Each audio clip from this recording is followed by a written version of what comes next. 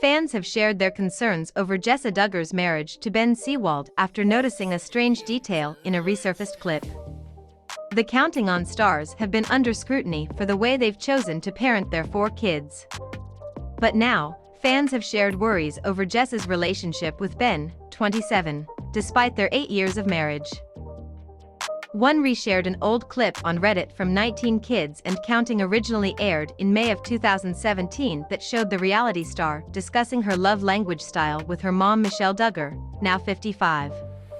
In the video, the family matriarch treated Jessa, now 29, to a coffee to discuss her courtship at the time with Ben.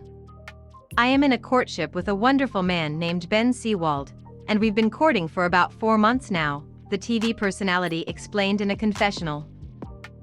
"It's been good. I'm missing him though," she told her mom as the cameras switched back to the calf copyright.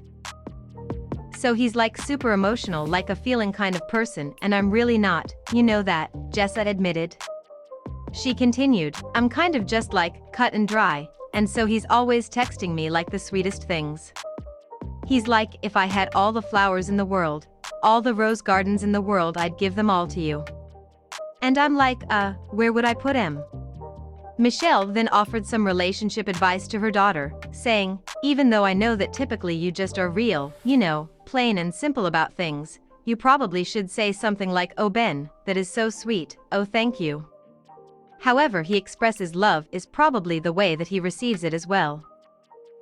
And on your part, you probably will practice learning how to express that love language that he needs to hear from you to him. And it's a learning process," she added. But fans were appalled by the scene, as they claimed the couple might not have been the right fit due to their differing personalities. "This is gross. They act like Jessa has some kind of defect. There is nothing wrong with being direct and not demonstrative. This is why these people need to stop marrying the first person they meet," one ranted. They needed time to find out if their personalities complemented each other or not. If Ben needed someone to reciprocate his romantic personality, he deserved that.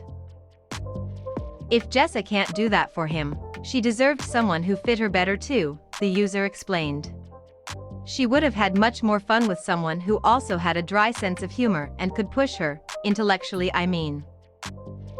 I don't mean someone mean and sarcastic, but just someone who would get her. I think she's lost a lot of herself in marriage, a second agreed.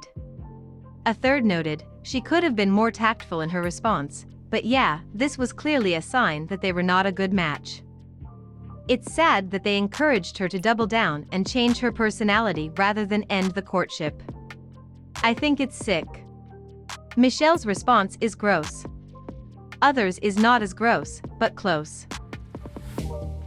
Frightening how people think girls should be raised, another seethed. Sue, how come it's all on her to learn his love language? Why does she have to give and receive in his preferred way? Why isn't she being encouraged to give in his love language and communicate her own so he can learn to give love to her in her preferred way? Grrrr, a fifth remarked.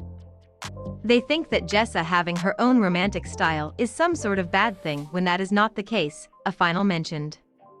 Jessa and Ben tied the knot later that year, and now share 4 children, Spurgeon, 6, Henry, 5, Ivy, 3, and Fern, 10 months. The couple has raised controversy over the years regarding their parenting methods, inciting fury in fans.